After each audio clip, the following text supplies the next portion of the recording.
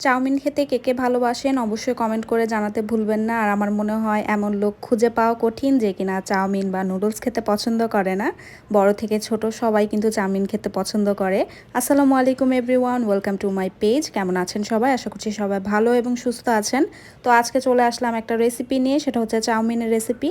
রেসিপিটা আমার না, আমার ননদ রান্না করছিল, তাই ভাবলাম আপনাদের সাথে শেয়ার করি। খুব ইজি ওয়েতে ও হচ্ছে ঘরোয়া সব উপকরণ দিয়েই চাউমিনটা রান্না করছিল। এখানে হচ্ছে ঘরে থাকা কাঁচামরিচ, পেঁয়াজ, ক্যাপসিকাম, টমেটো এগুলো দিয়ে আর কি চাউমিনটা রান্না করে, আর একটা স্পেশাল সস তৈরি করেছিল। আর অবশ্যই চাউমিন রান্না করতে মোটা টাইপের যে নুডলসটা থাকে এটা ইউজ করতে হবে, নাহলে কিন্তু মানে টেস্টটা ভালো লাগবে না। তো ও যে সসটা বানিয়েছিল, এখানে যা যা দিয়ে বানিয়েছিল তা আমি দেখিয়ে দিয়েছি। সয়া সস, টমেটো সস, তারপর চিলি ফ্লেক্স আর হচ্ছে টমেটো পিউরে ছিল। টমেটো পিউরে ছাড়া বাকি সবগুলো সসগুলো একসাথে অ্যাড করে তারপর এই তো এই স্পেশাল সসটা বানিয়েছে। আর অনেকগুলো চিলি ফ্লেক্স দিয়েছিল। আসলে চিলি ফ্লেক্সের মানে ঝালটা এত বেশি ছিল না, যার কারণে বাড়িয়ে দিয়েছে। তো এখানে হচ্ছে এক এক করে সবজিগুলো আগে ভেজে নিচ্ছিল। এখানে পেঁয়াজ, তারপর ক্যাপসিকাম আর টমেটোগুলোকে তেলে দিয়ে ভেজে নিচ্ছে। অন্যদিকে হচ্ছে 3টা ডিমকে আগেই ঝুরি ভাজা করে রেখেছে। আর দেখা যায় নুডলস বলেন, পাস্তা বলেন আর হচ্ছে চাউমিন বলেন, ডিম ছাড়া একদমই অসম্পূর্ণ মনে হয় আমার কাছে। এইটা মানে ডিম ছাড়া আসলে এই খাবারগুলো একদমই পারফেক্ট লাগে না। তো যাই হোক, এখানে সব সবজিগুলো ভাজা হচ্ছে আর এখানে অন্য চুলায় হচ্ছে চিকেনটা হচ্ছিল। আর ও এখানে চিকেনটা আগেই ম্যারিনেট করে এখন হচ্ছে সিদ্ধ করে নিচ্ছে। চিকেনটা ম্যারিনেট করেছিল গোলমরিচ গুঁড়ো, আদা রসুন বাটা আর হচ্ছে জিরার গুঁড়ো দিয়ে, আর সয়া সসও দিয়েছিল। তো এখন যখন মোটামুটি সিদ্ধ হয়ে গেছে, আর চিকেন তো দেখা যায় খুব তাড়াতাড়ি সিদ্ধ হয়ে যায়, চিকেনটা ভাজা হয়ে গেলে এখানে হচ্ছে টমেটো পিউরি অ্যাড করে দিয়েছে 4 চা চামচের মতো। আর যেটা লক্ষ্য করলাম যে চাউমিনে আসলে মশলার পরিমাণ বা সসের পরিমাণ একটু বেশি লাগে, ঝাল লবণ সব কিছুর পরিমাণই বেশি লাগে।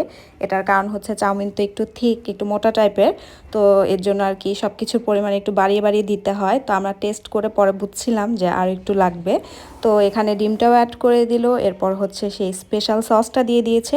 আর সসটা একটু টক টক, তো ওটার ব্যালেন্স করার জন্য একটু চিনিও দিয়ে দেওয়া হয় লাস্টে। ওটার ক্লিপটা আসলে আমার আর নেওয়া হয়নি। তো এই তো রান্নার একদম লাস্ট স্টেপে চলে এসেছি। এখন হচ্ছে মশলার সাথে সেদ্ধ করে রাখা সেই নুডলস বা চাউমিন যেটাই বলেন এটাকে দিয়ে দিল। আর হচ্ছে উল্টে পাল্টে খুব সুন্দর করে সবজির সাথে চিকেনের সাথে হচ্ছে নুডলসগুলো মেশানো হচ্ছে। তো এটা একটু আস্তে ধীরে সুন্দর করে করতে হয়, কারণ এটা খুব ভালোভাবে মিক্স না হলে কিন্তু টেস্ট ভালো লাগবে না। এই কাজটা কিন্তু একটু সময় নিয়ে সুন্দর করে করতে হবে। তো এরপর হচ্ছে এখানে কাঁচামরিচ অ্যাড করে দিয়েছি। তো কাঁচামরিচটা চাইলে আগেও অ্যাড করা যায়, কিন্তু আমরা সবসময় লাস্টেই অ্যাড করি, এতে কাঁচামরিচের ফ্লেভারটা ভালো আসে। বেশি আগে দিলে কাঁচামরিচের যে ফ্লেভার ওটা গায়েব হয়ে যায়।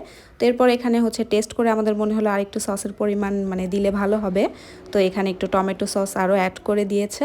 যেটা বলেছিলাম চাউমিনে আসলে সব কিছু পরিমাণে একটু বেশি বেশি মানে লাগে, তো আমরা টেস্ট করে সেটা টের পাই, তাই আর একটু সস অ্যাড করে দিয়েছিলাম।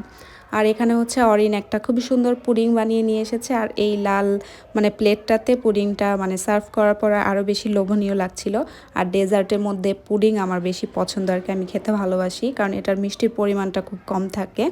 তো আমাদের চাউমিনও হয়ে গেছে। এখানে প্রভা খুব সুন্দর করে এখানে সার্ভ করে দিচ্ছে। এটা কিন্তু প্রভার ফার্স্ট টাইম আর কি চাউমিন রান্না করা, তো ও একটু নার্ভাস ছিল যে খেতে কেমন না কেমন হবে, বাট আলহামদুলিল্লাহ খুবই ভালো হয়েছে, খুবই মজা হয়েছে। চাউমিনের সাথে আরও অনেক নাস্তা ছিল সেদিন, পুডিং ছিল, তারপর আমাদের প্রিয় মিষ্টি ছিল ফুলকলির। তো এগুলোই ছিল আমাদের সেদিন সন্ধ্যার নাস্তা। আর এই ব্লগটা এডিট করতে মোটামুটি আমার একটা বিকাল শেষ হয়ে যায়, কারণ আশেপাশে খুবই সাউন্ড ছিল। আমার মানে ব্লগটা এডিট করতে তারপর ভয়েস ওভার দিতে খুবই বিরক্ত লাগছে। যাই হোক, ফাইনালি আমার ব্লগটা শেষ হতে যাচ্ছে। তো সবাই কমেন্ট করে জানাবেন যে কেমন লেগেছে আজকের আমার এই ছোট্ট ব্লগটা বা এই রেসিপির ব্লগটা। অবশ্যই কমেন্ট করে জানাবেন। সবাই ভালো থাকবেন, সুস্থ থাকবেন। আজকে এখানেই বিদায় নিচ্ছি। আল্লাহ হাফেজ এভরিওয়ান।